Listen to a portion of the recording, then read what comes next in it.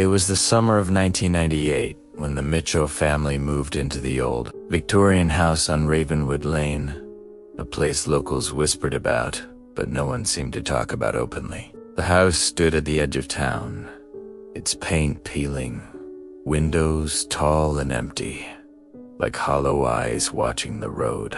The family didn't know the history. They were just excited for a fresh start. From the very first night, strange things began. Mr. Mitchell, a calm but practical man, brushed it off as old house sounds, wood settling, wind through cracks. But Mrs. Mitchell felt uneasy. She kept hearing soft footsteps outside their bedroom door late at night. At first, she assumed it was one of the kids, until she checked and all four were asleep in their rooms.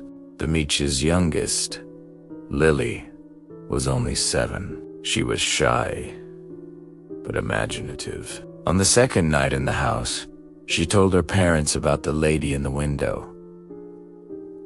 According to Lily, a woman with long dark hair stood in the top floor window every night, staring down at her bedroom. Mrs. Mitchell assumed it was just a dream, until they checked the window and saw muddy footprints on the sill, as if someone had been there. Over the next few days, things escalated.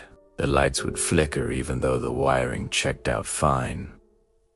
Doors would slam when no one was near them. Cold spots appeared in hallways, even though it was midsummer. One evening, while unpacking in the living room, Mr. Mitchell found an old newspaper clipping tucked behind the baseboard of a bookshelf. The headline read, "Local woman disappears without a trace, last seen at Ravenwood Lane." The article was dated 1975. The missing woman's name was Emily Harper. Curious and a bit unnerved, the Mitches showed the clipping to an elderly neighbor, Mrs. Dawkins, who lived across the street. Her face went pale. "That house," she whispered, "has always been trouble. Emily Harper lived there with her husband. One night she vanished. No body, no clues. Just gone." Mrs. Dawkins leaned in, lowering her voice. "They say at night you can hear her walk in the halls, calling for someone. Some folks think she never left." That night, the Mitchells all slept in one room. Around midnight, they were awakened by a cry, soft, distant, yet unmistakable. It sounded like a woman calling a name. "Daniel, Daniel." Mr. Mitchell grabbed a flashlight and crept through the silent house. The beam trembled in his hand. He reached the staircase, and on the wall was a scratch, fresh, deep, like claws had carved it.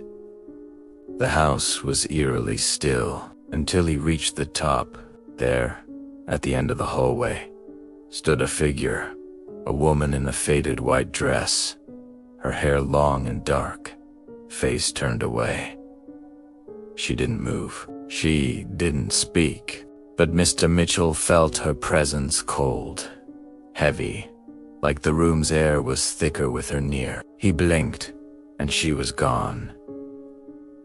The Mitchells didn't sleep well for weeks. Every night they heard whispers, footsteps, and the sound of a woman weeping in the far corridors. Sometimes it was so clear that Lily would whisper back, "I'm here, Emily."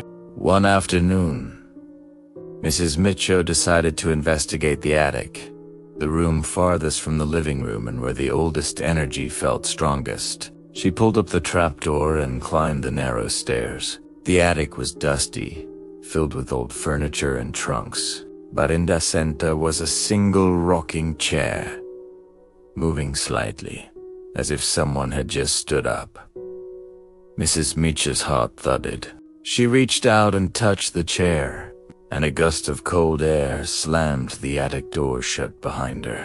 Trapped in darkness, she heard a soft voice whisper, "Find him." She screamed for help.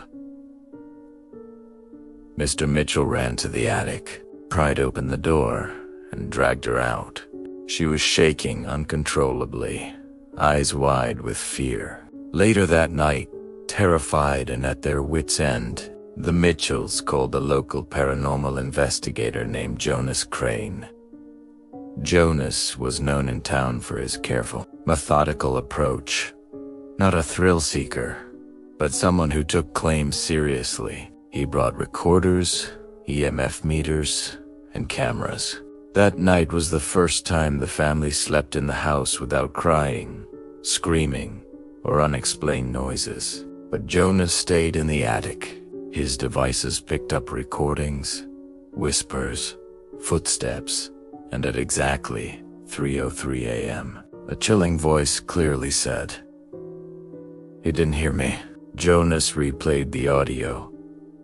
The voice matched no one in the house. His equipment also recorded a sudden spike in electromagnetic activity concentrated near the attic floorboards.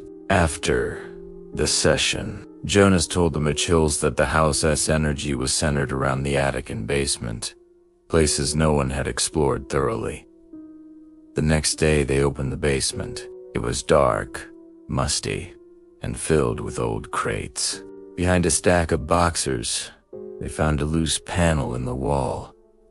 Inside was a small, hidden room, like a forgotten closet. On the floor were old belongings, a faded wedding photo of Emily Harper and a man named Daniel, a locket with the initials EH, and beneath them, a single, dust-covered shoe. No body was ever found, but the locket was engraved, "Forever yours." The implication was clear. Something unfinished, something tragic. After that discovery, the noises increased. The family began hearing footsteps on the basement stairs at night, slow and deliberate, as if someone was approaching, stopping, then retreating. One night, they heard a voice say clearly, "He left me." Terrified and exhausted, the Mitchells made a decision. They could not stay. They packed their things and left in the early morning. When a neighbor later went to check, the house sat silent, still, as though nothing had happened except for one thing. In the attic window, just visible from the street, a faint silhouette of a woman in white stood watching the road, as if waiting for someone who never returned.